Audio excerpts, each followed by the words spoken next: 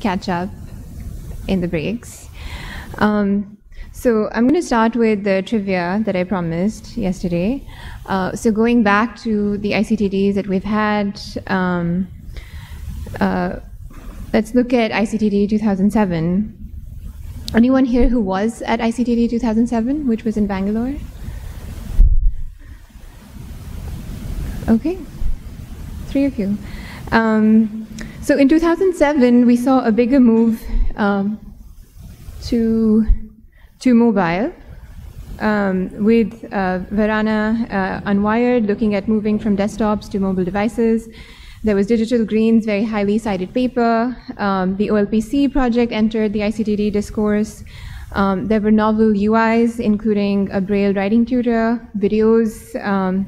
Aishwarya Ratan and colleagues wrote on considerations of the trade-offs between welfare and agency and how a focus on either impacts development. There were novel domain areas considered, such as e-waste and flood detection systems. Still lots of focus on internet access. We also saw the first papers on, gender and shared computing and parenting and ICTD. And then there were a bunch of papers on literacy challenges, so illiteracy, looking at non-literate PC users, different languages and such. So this is kind of a snapshot of the papers, the kind of work that we saw. And just, would any of you like to map the images to the papers? Do any of you remember the projects or have engaged with them at all? This is kind of an easy one, but the top left image, which paper does that map to? The One Laptop Per Child paper, yes. So designing for development, understanding one laptop per child in its historical context. What about the second one?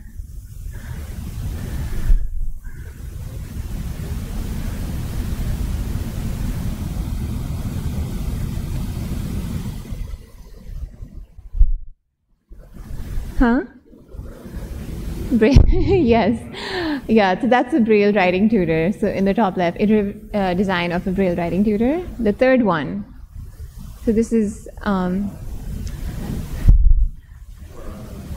yes, Varana Unwired. Very good. And Rajesh, Kantaro are here. They were the authors of that paper. And the very last one. Video, but what is the paper? Digital Green, yes. So that's a Pico projector. So yes,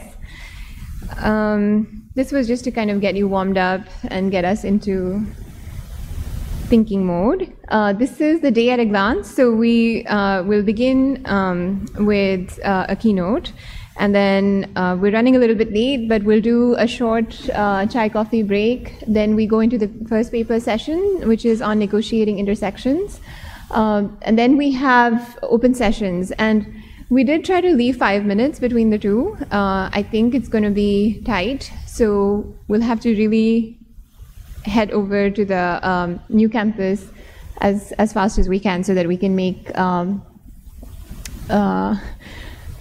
basically as short a break as possible. And then lunch, the second paper session, which is on engaging mobilities, and all the papers are in the program, so you can take a look at those. Chai coffee again from 4 to 4:30. Then we have open sessions again.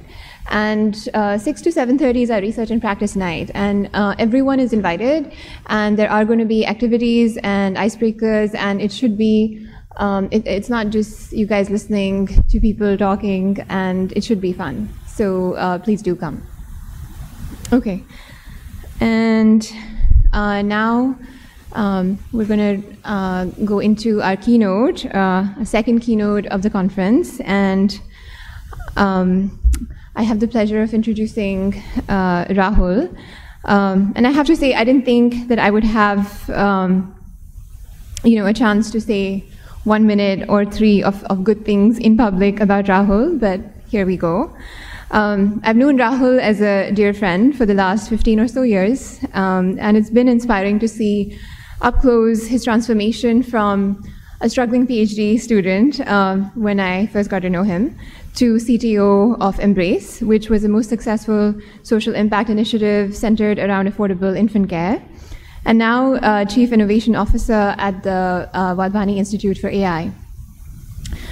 This is a team of really wonderful people, and I am just as glad that they have him to play this leadership role as I am that he gets to play this fitting role, both for realizing his own aspirations and commitments, and for the people whose lives he continues to impact. There's more to Rahul than his achievements around social impact, however.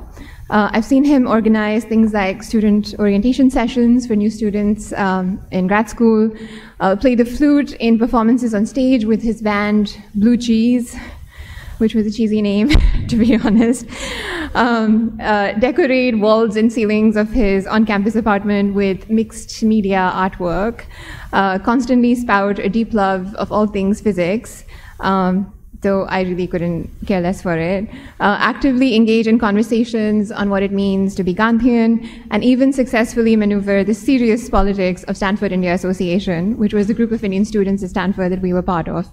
But through all of these activities, if there's one thing that's been a constant, it's his love for implementing ideas for social impact, failing, picking himself up, learning, and forging ahead.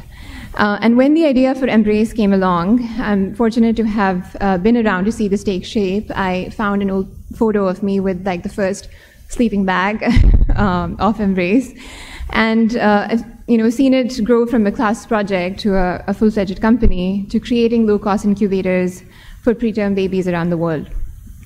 Being talented, committed, and endlessly perseverant is one thing, but being always earnest, down-to-earth, and self-aware makes Rahul a few times more inspirational, and I will not be caught saying that again.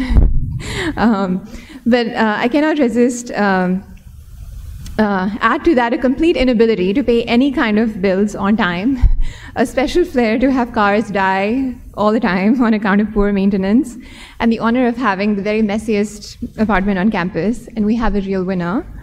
Winner also of the MIT TR35 Award in 2015, the Economist Innovation Award for Social and Economic Innovation in 2013, the World Economic Forum and Schwab Foundation Social Entrepreneur of the Year. It's really a very long list. Tech Award 2012, the Echoing Green Fellowship in 2008, and many more grand accolades. Thank you for accepting our humble invitation to deliver this keynote, Rahul. We're delighted that you could come.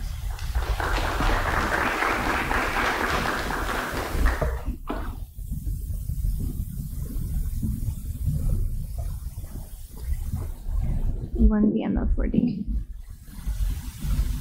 I realized that I realized that in Neha's head, in many ways, I'm still stuck in grad school. Given that I'm married, my room's a little cleaner. I don't think my wife would have married me with quite the same mess. And to prevent cars from dying, I stopped buying cars. I haven't owned a vehicle in the last 8 years, 9 years.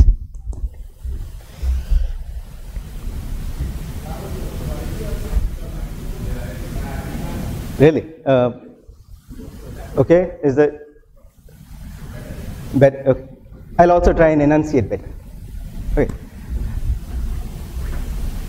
Give me a second, let me set this up.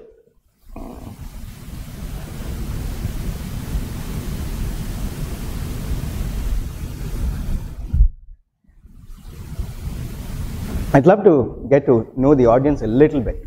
This is my first ICTD. How many folks here are engineers? Sizable number.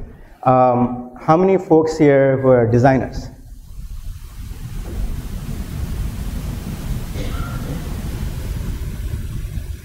How many people here who know what backpropagation is? Backpropagation. All right. How many of you feel that AI can be a powerful force for good? How many of you fear that bad things can also happen?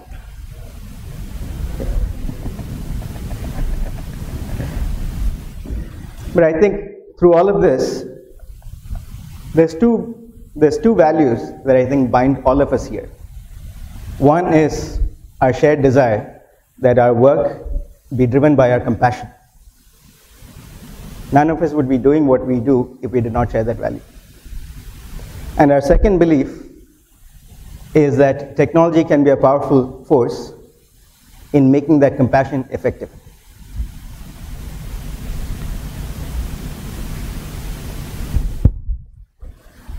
We also live in an era where there's, if I look at what we have today, there's two technologies that have the potential to fundamentally change society as we know it.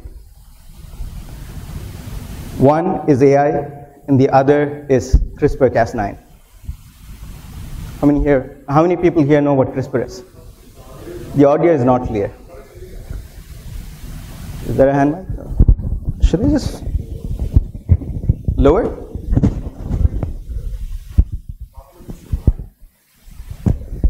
Should it be closer or lower? Okay. I like walking around, so I don't want to use a. Is there a? I'll try the hand. Yeah. You know what? I'm going to leave this on, but Okay. switch it on.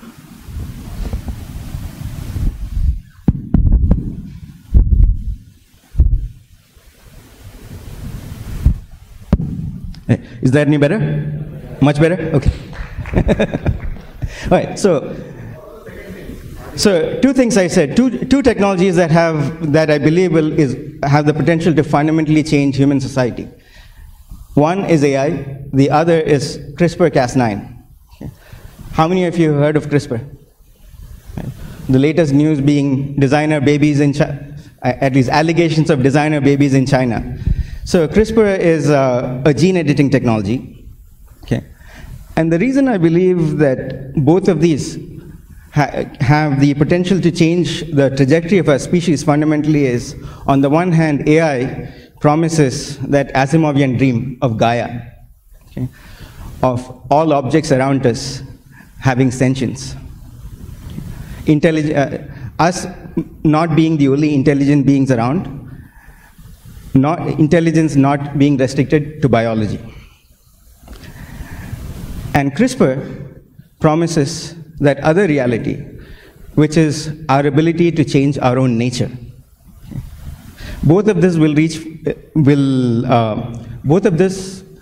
raise fundamental ethical questions. Today's talk, I'll focus on one of them, which you know is AI. But I also want to be clear that even with technologies, so to quote Yuval Noah Harari, he talks about the two great myths of our time. The first one is nostalgic fantasy.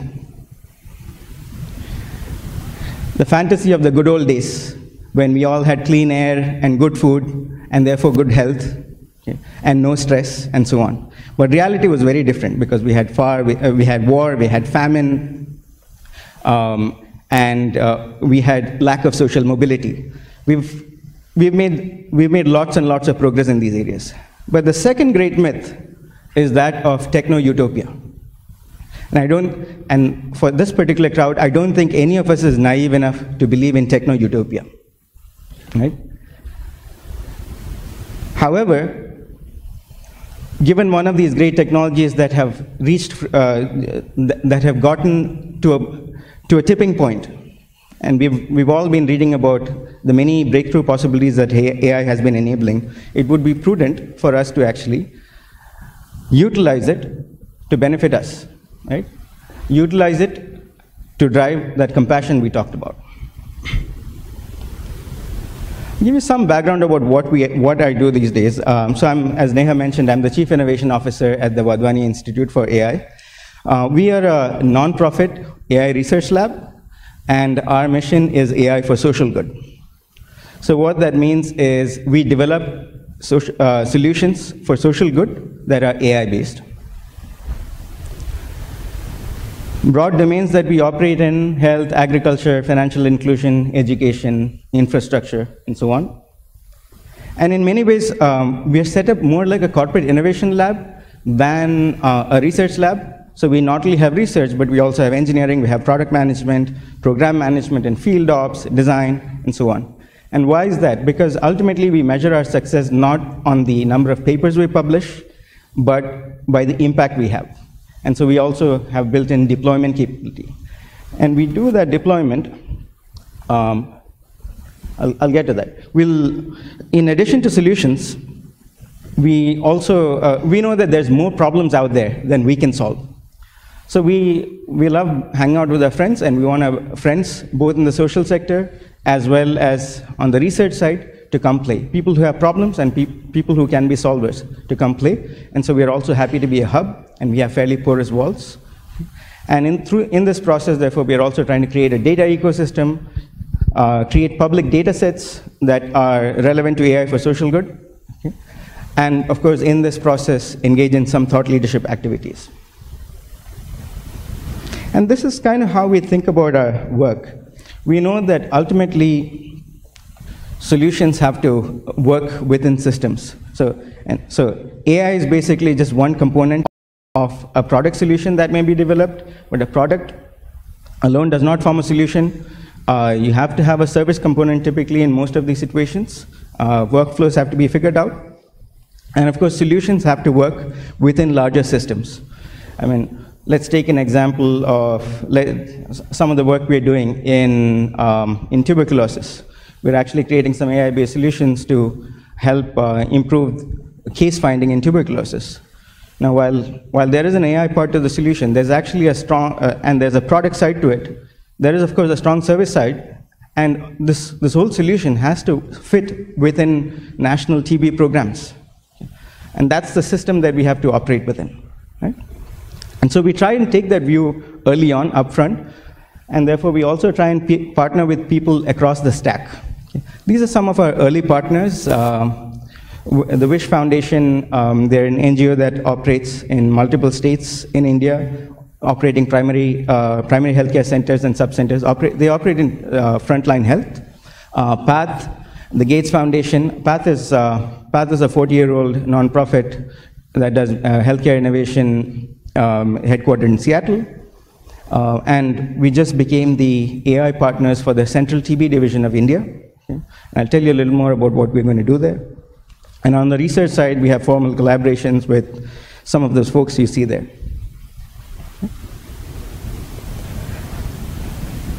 Here's some problems that we're working on.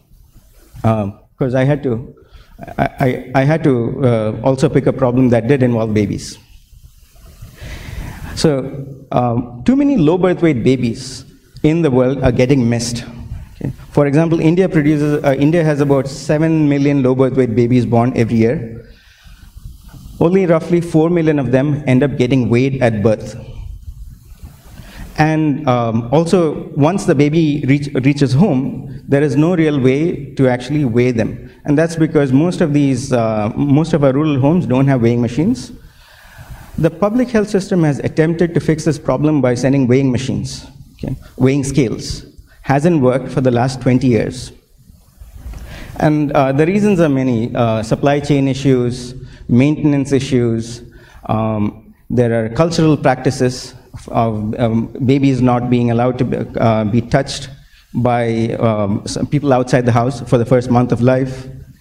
And of course, there's also, even if they're weighed, there's data quality issues, both intentional and unintentional, because there's incentives to fudge the data.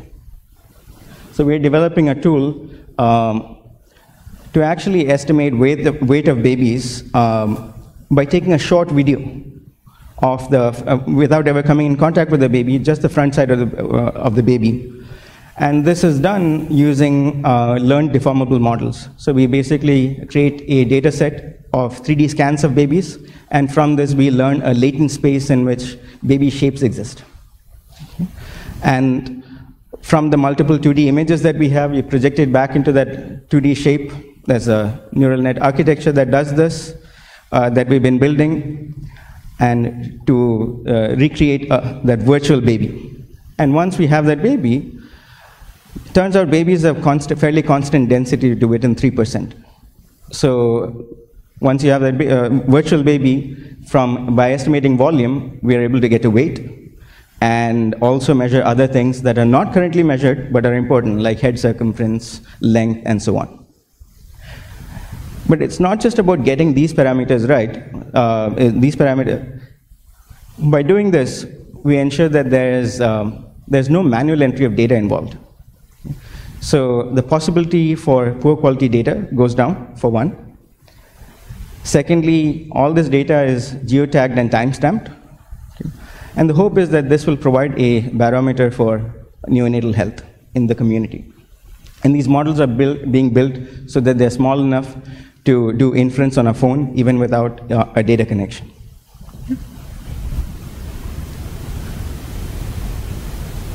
A second area of work we have is in TB. TB is a huge developing country problem. Many of you may be familiar with the TB space. And one of the big problems is we don't even know what the denominator is. We don't know what the size of the burden of TB is. For example, in India, there's about 1.4 million cases reported annually, but the estimated load is somewhere between 3 and 4 million. And we're talking about a contagious disease. And in the absence of proper containment, at this point, we have drug-resistant TB that's developed, MDR TB, that has started primary transmission, that is person-to-person transmission. Earlier, drug-resistant TB did not have primary transmission. It was a consequence of poor adherence to drugs, but primary transmission has started.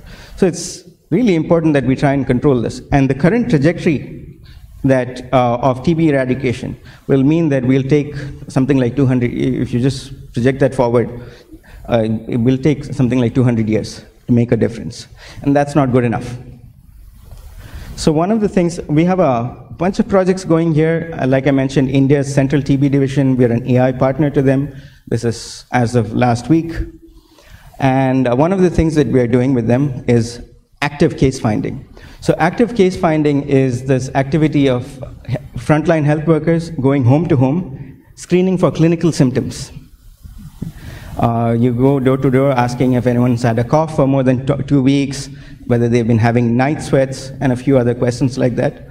And if they pass, if they meet a few criteria, then they're given a voucher to either go get a chest X-ray done, or what's called a CB-NAT test, which is a nucleic acid amplification test to detect TB in their sputum. It turns out that the yields of these active case finding efforts are very low, because one, they don't find enough cases, and secondly, people just don't go. So for people not going, there's a bunch of solutions being developed to bring that diagnosis closer to the home. But we're also simply, the case finding efforts are simply not yielding enough cases. And so we're looking at, the goal of this effort is to improve the yield of active case finding efforts. And it's fundamentally a supervised learning problem.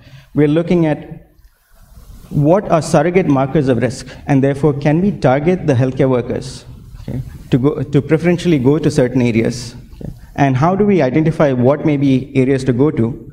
For one, we have historical data of where reported cases are. And then there's broadly 3 factors we're looking at. Where are existing cases? What is ease of where are places where there's ease of transmission? And third, where might you find high susceptibility? So ease of transmission is from mobility data, looking at people flows. Existing cases give us bacterial load. And this is a case where we only know the positive cases. Where there is a lack of reported cases does not mean that there isn't TB there. Okay? So in that sense, it's what you'd call a PU learning problem, positive unlabeled data. And to look at susceptibility, we look at SAT maps. Poverty is an indicator of many health. Poverty is highly correlated to nutrition and many other health indicators. And you can do this from day-night maps, roofing. Secondly, density of population also is an important factor in ease of transmission. So a number of these things. But there's a second part to this, which is the way these things are done today. It's actually a static algorithm. You actually go out, find a bunch of cases. you actually need to update your belief based on what you find. Okay? And so many of you know this, the underlying math in this turns out to be very similar to, how you'd, it turns out to be very similar to how you'd solve the Atari game problems like DeepMind did. Actually, in some ways it's simpler because it's a one-step process. And so this is a bandit problem, and you fundamentally have what's called the exploration-exploitation trade-off, right? Do you send your people to where you know there is a high risk of cases, or do you send your people to where you believe there's high uncertainty in your information? And there's a balance to strike here, and that balance has to change over time as your confidence in your knowledge actually increases. That's the fundamental exploration-exploitation. This is not how TB discovery is done in the world today. Don't ask me why. We think that today the technologies exist to enable this. Stepping out of health, who knows what that is? Sorry? That's cotton. That's a cotton plant. And in there is a little worm. That bugger is called the pink bollworm. In 2017, the pink bollworm wiped out, there was a severe attack of pink bollworm in India. Lots of farmers lost their crop, and there were 1,000 farmer suicides. And this is in spite of the fact that, so cotton is actually one of the largest cash crops grown in the world. In India, it's the third largest crop grown after rice and wheat. And this one crop consumes 50% of all pesticides used in the country.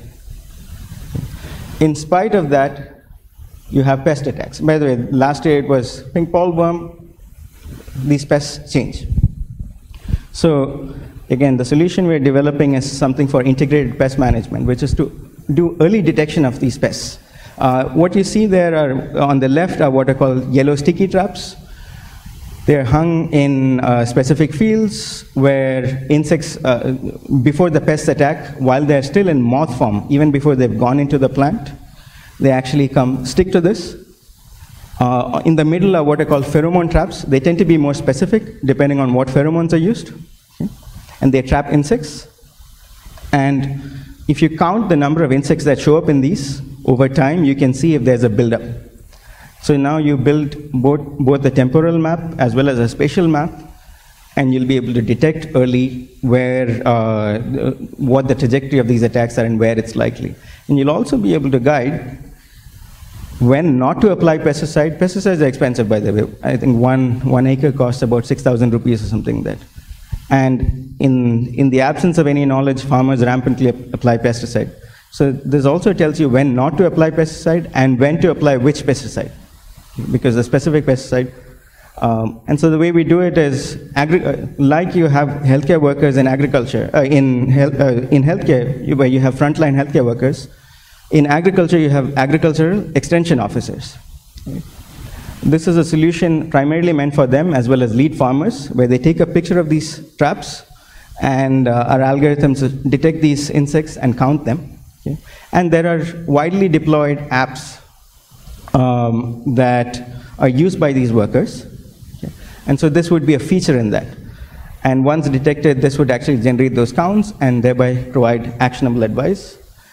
This is similar work. So the red you see is actually label data. Blue is what our algorithms detect. These are fairly simple algorithms. Again, these networks work on a phone with even without data connectivity. But most of what you're seeing here is work done over the last 4 months. We're very new. Inauguration was only last February, so most of this work is about 4 months old. Yeah, so you can do this counting. Of course, occasionally you find a situation where no counting is possible. Any idea what that is? That was actually one pheromone trap that someone forgot to check for about 7 weeks. That's a pile of bugs. Now, no counting algorithm is really going to work there.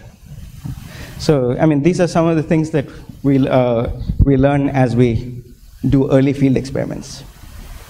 Okay. You know what, I'll mention this. This is something that we did, and we decided not to pursue. Because after this, I'll tell you about some of the criteria we use to actually pick problems. This was for TB detection. The primary means by which TB is actually detected today is sputum microscopy. And so this was a solution to count bacteria in TB slides. And we did that and got benchmark beating F1 scores that you'll see on the bottom left. But we decided that this was not going to solve the problem because, you know what, the hard part of this, solving the AI part here will not solve TB sufficiently because, or the TB diagnosis problem. Because the hard part is in preparing the slide and collecting the samples to prepare the slide. Once you have the ability to collect samples and prepare the slide, doing the count is actually not that difficult, okay, even without algorithmic support. So we decided to drop this. So that sort of brings us to how we look at some of these problems. And I'm sharing this, hoping that this will be helpful to some of the younger folks here as you decide to pick problems to work on. We care about scaled impact, right? And so this comes from that lens of how do we have scaled impact. So criteria, we use 7 criteria to filter our problems. First is it a big problem, both in numbers as well as in severity? Okay, kind of obvious. And if it is a big problem, does it have an AI solution? As you know, a lot of things don't have AI solutions. A lot of them problems don't even have technology solutions.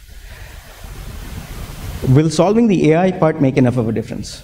You saw a counterexample to this in the TB case, where, yeah, there's a bit of an AI problem, but solving that won't make enough of a difference. If solved, will the stakeholders accept the solution? An example I often use for this is, for example, decision support systems for doctors in primary healthcare centers. You go ask, because most of what happens in a primary healthcare center as diagnosis and triaging is fairly stupid stuff. Yeah. And it's a probabilistic reasoning problem if you want to pose it as a math problem. But it's not that simple, is it? You go talk to these doctors. They don't want any such solution because, for one, they ask, well, you think I don't know what I'm doing? Why do I need this? And secondly, if my patients constantly find me using the support of these methods, they'll lose faith in me. I will lose credibility in their eyes. And so we try and pick problems where we don't have this level of friction from our stakeholders. Of course, given that we're looking at AI problems, does the data exist or can it be created easily enough? We also always look for partners in co-creating, in identifying problems, in co-creating and in piloting, and that's important. And ultimately, these solutions have to have a pathway to scale. Right? So, and that is why we typically work with partners across the stack. And what I mean by that is partner organizations who have field presence, organizations that have a larger view of national level programs, say, including funding agencies and policy organizations. And then, of course, we plug into large scale programs. And my general recommendation would be if you wanted to pick areas where you want to have scaled impact through AI solutions, it's probably a good idea to piggyback on technology-enabled development programs. Okay? There's a bunch of them. In health, you will find them primarily in maternal and child health, in TB, in vector-borne diseases, and so on. There are analogous programs in agriculture, education, okay? Where the plumbing has been done, where the data infrastructures have been created, where there are people to manage this data. There are quality challenges, agreed. But folks are also open to fixing these things, right? And there are people to manage these systems, and the back-end infrastructures have also been created. Okay? So with that, I'll step out of the stuff we are doing and maybe share some general lenses. How am I doing on time? 5? Okay. Okay, I probably won't talk through all of these, but some opportunities that exist for AI to help in development issues. One thing, so this is my friend Nigam Shah likes talking about the machine learning lift. So the idea of lift, I don't, many of you may be familiar with the idea of a data science lift, which is something that you might find in a random population at you have a, so let me give you an example. Okay, this was actually work done at Stanford. They found that some certain infectious diseases, okay, just by analyzing electronic health records, they could predict the trajectory of these infectious diseases. And in fact, there were expensive diagnostic tests that could be done to early on identify the variety of these diseases. But then these diagnostic tests were sufficiently expensive that it would not make sense to do this on all cases that came in. Okay. But then you put their patient visit records through a machine learning system and train them on who may be at high risk of taking an adverse trajectory, you'll find that a certain population pops up. So in a general population of patients who come in, you'll find that this test will turn out to be positive in maybe 1 or 2% of cases. But after applying this machine learning filter, that subpopulation that passes through, about 10% of them will actually turn out to be positive. So going from 1 to 2% to 10% is a 5x to 10x lift. That's called the machine learning lift. Why that directly applies is, at that point, therefore, a test that was not cost effective at population level suddenly becomes population effective if the cost effectiveness factor can be improving cost effectiveness by a factor of 5 or 10 can make it cost effective. This is the way to do it. Okay. So there are these cases where if you can do TB is a case for this. If you want to actually have CBNAT tests done for every suspected TB case, every patient who has cough for more than 2 weeks and night sweats and so on, the cost of the program is going to be humongous. However, if you can actually put them through a machine learning lift, which in the healthcare case can be a screening technology, right? But it needn't necessarily be a specific imaging technology or anything of that sort. But if you have some screening mechanism that captures patient history and so on, or information about their vicinities, then you get the machine learning lift, and suddenly some of these tests become viable. This applies not just in healthcare, but actually many of these other. You can see analogous examples possible for student outcomes in interventions for student outcomes in education settings. You can see such possibilities in agriculture and so on. There's a second way in which you can apply this machine learning lift, and that is when you want to make frontline healthcare workers more effective. So we all know the amount of time frontline healthcare workers spend collecting data. And they ask pretty much, approximately, they go around asking everyone the same set of questions. They shouldn't be. Even in the act of data collection, you can apply a machine learning lift and improve the effectiveness of a healthcare worker's time and bring down their burden of data collection, right? So this notion of machine learning lift is fairly broad, and I think it has great application in development. Sort of tied to that is the notion of priors. If you, again, easy example to give in healthcare. If a patient comes in with reporting fever, if this is an urban slum in Bangalore, you probably want to test for typhoid. If this is a rural area in Orissa, you probably want to test for malaria, right? And if this is a slum in Mumbai, you probably want to test for TB. So that's the notion of priors. And generally, it seems fairly stupid to do, right? I mean, it's simple enough to do. It's not done. But this is also a powerful notion because now you can apply this to, for example, agriculture. If you want to predict pest attacks, well, the data you see if you were to be able to prior it on weather, if you were to be able to prior it on geography, okay, then you get something similar to a machine learning lift, which is, it's not really a lift. Okay.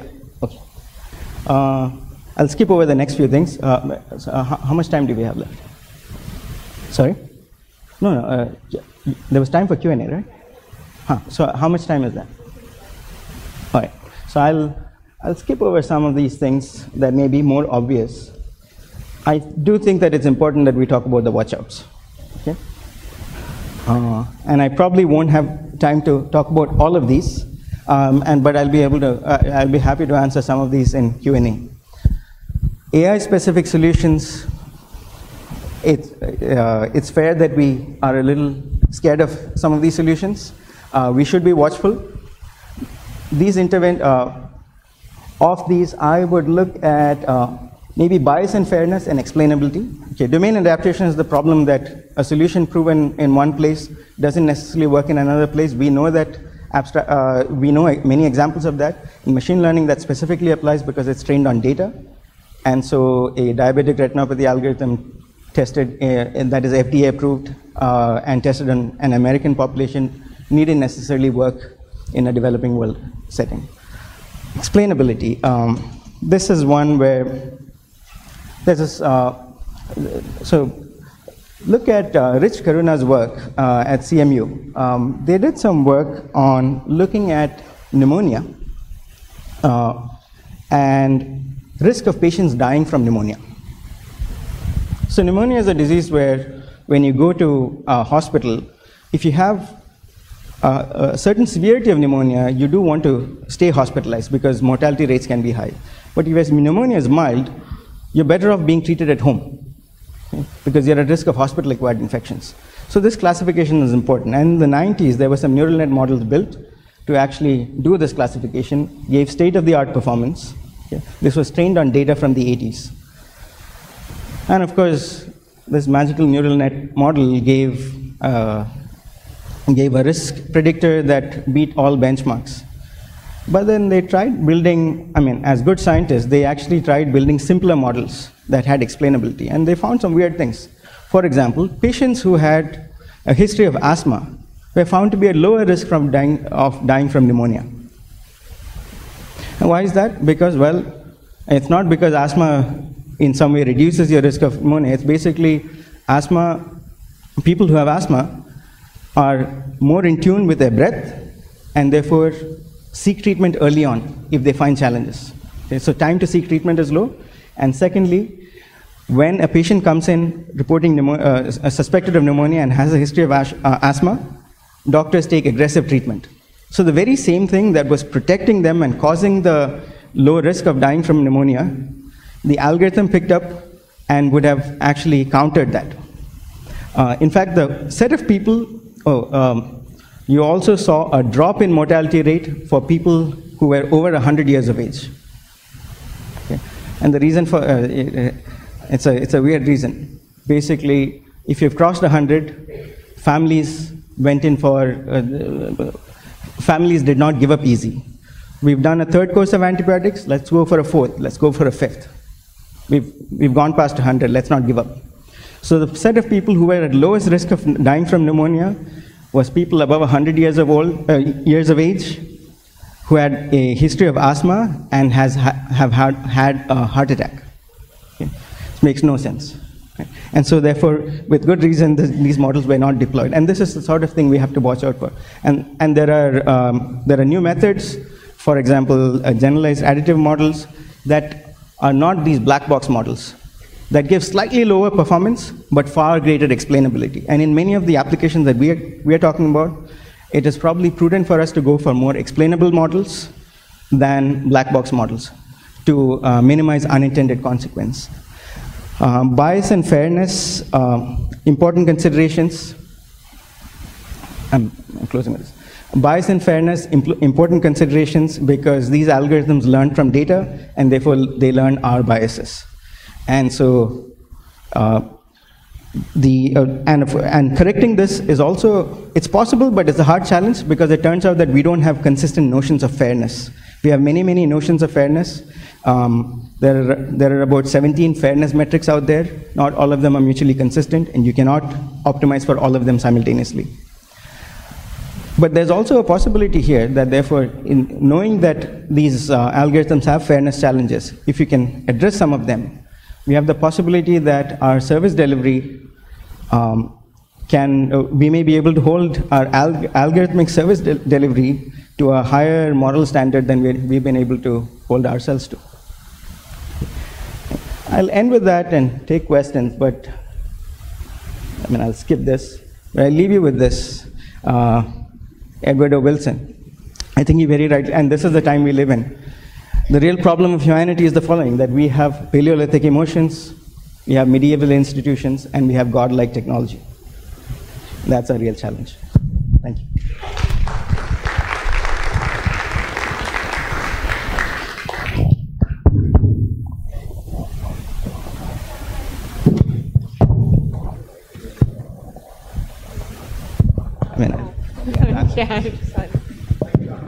Okay. So you talked a lot about using the machine learning to be more predictive about say like the how do you balance the fact that population will be targeted, or say someone from a different population is not eligible to go to the test because they're not part of it, truly because of that they're eligible population. How do you guys kind of juggle those two? So I think you're asking two questions in there. One is, will people feel targeted because of that? Yeah. If we were to abstract that out, you ask any sort of targeted intervention, it's a risk that, not just a machine learning based targeted intervention, any targeted intervention, will that population feel targeted? And so, the answer is there. It's a balance between, it's basically a balance between individual freedom and public good. And we've always been dancing that dance. I don't think we've developed good answers on where to draw those boundaries. Those boundaries are drawn by consensus, typically. Consensus of who makes the decisions. To your second question, what about the people who get left out? That's always going to happen because every test has specificity and sensitivity. All the people who fall out of the sensitivity limit get missed. Through the lift, if you can improve your sensitivity and specificity, then you're actually excluding fewer people. Yeah, hi. So thanks for a lovely talk. I wanted to ask, so you identified the 7 filters, I thought you called them, or something, for selecting problems to work on. Specifically for scale good. Yeah. And I'm not suggesting that everyone here should be working on just scale problems. There are also problems that affect a few people that are important to be solved. Right? There are some of us who like to work on 80% of the problems. There's others who like to work on 20% of the problems. Both are important. Right. This one was for the 80% kind. Yeah, I understand that. But I thought even within that, for an organization driven by innovation and research, it seems like a fairly low risk bet. What seems like a low risk bet? To apply all those 7 filters and you think it's choose problems. Easy to find problems that meet all of us? Actually the question that I wanted to ask. In fact, the intention of that list is to make sure that our bets are low risk.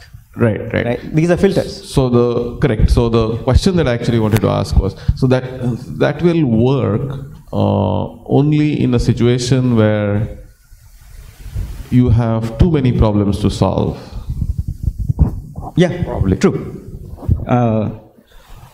What's the residue after you go through all these filters? I don't think any of us are at risk of not having things to do, even after going through all these filters.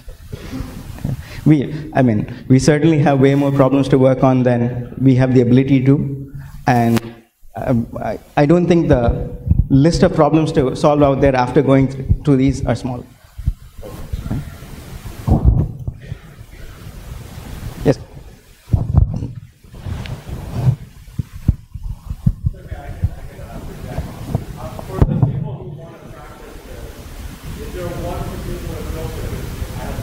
Seven things in my head. Is there 1 or 2 particular filters that you think are particularly important for someone to try to assess whether they need an AI solution or not?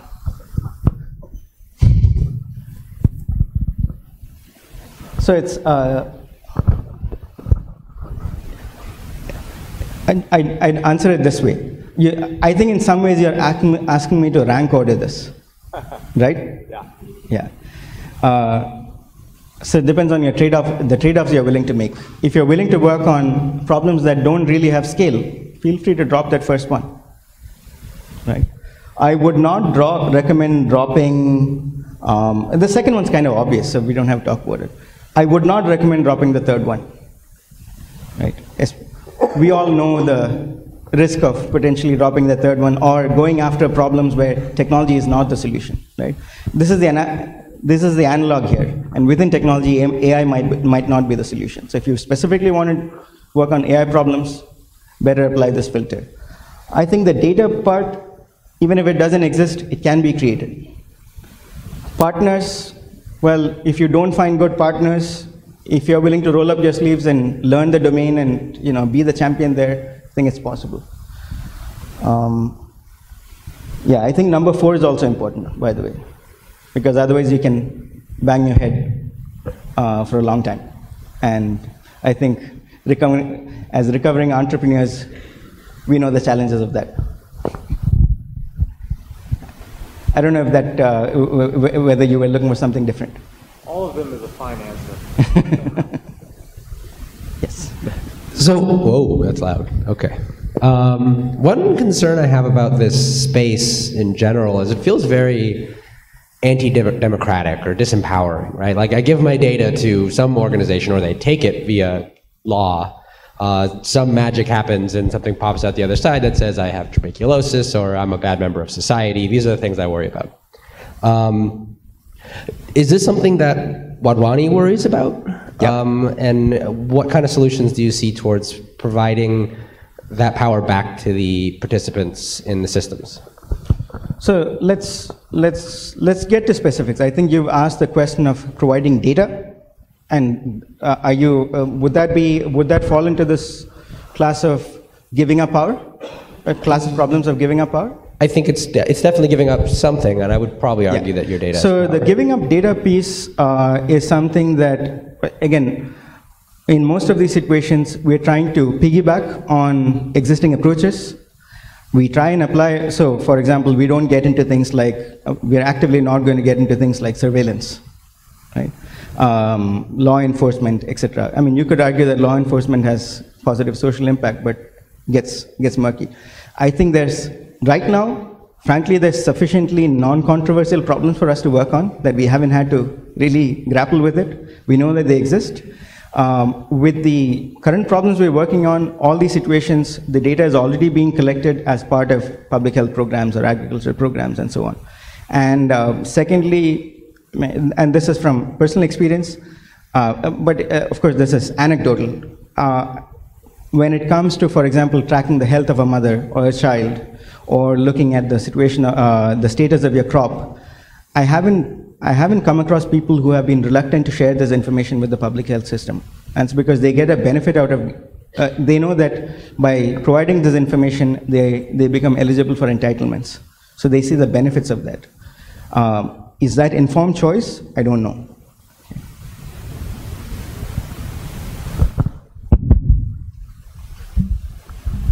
My question. In your experience so far, my question relates to acceptability as well as understanding of the partners in the field that you're working with. Given that AI solutions are often hard or not very easy to explain to a bunch of agricultural extension officers or even mothers who are being asked to take photos of their babies, have you faced pushback or resistance from the communities that you work with or partner organizations that are slightly hesitant given that you can't or you don't have necessarily the full tools to always explain exactly how this works? Yeah. So many of these are very early days, so I don't think we've reached a stage where we can get that pushback, except in the agriculture case where we have some field experiments running and we haven't seen that yet. Okay. So that's one. I mean, that's not to say that we won't see that. Okay. Second is, your question, I think, applies not just to AI, but any sort of intervention where the end beneficiary does not know what's going on behind the scenes, right? And AI-based solutions are not the only situations where this happens. Every time you walk into a doctor's facility, right, and undergo a test, most people don't know what the basis of these tests are, right? I think we've grown to accept to use technology without fully understanding how the technology works.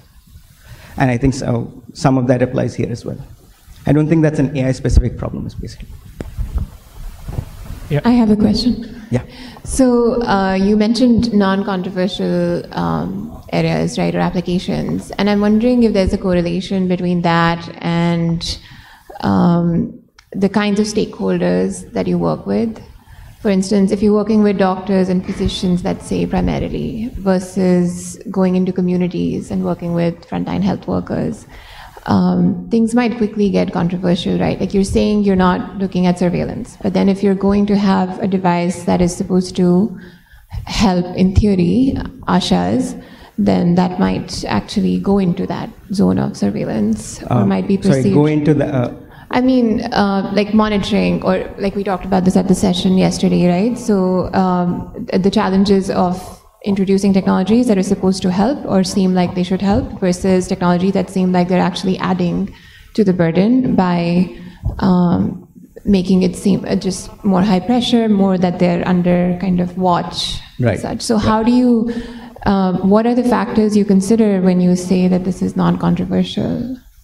So I think I was talking about controversy in the context of, we were discussing a different controversy there, which is about disempowerment, right? And is our data-based solutions. I mean, this is also kind of related to that in terms of, I mean, it can be disempowering. So if you ask the, so let's see, if you ask the question of healthcare workers, well, if you have technologies that check if you're doing your job right, on the one hand, you want to be supportive, right? But if you also look at healthcare workers, a lot of them, the good ones, want to make sure that their colleagues also want to be in company of other colleagues also who pull their weight, right?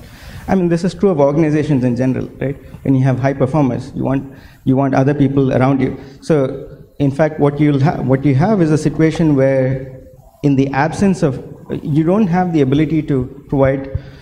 I mean, ASHA workers work on incentive, okay? But a lot of other government programs don't work on incentive, right?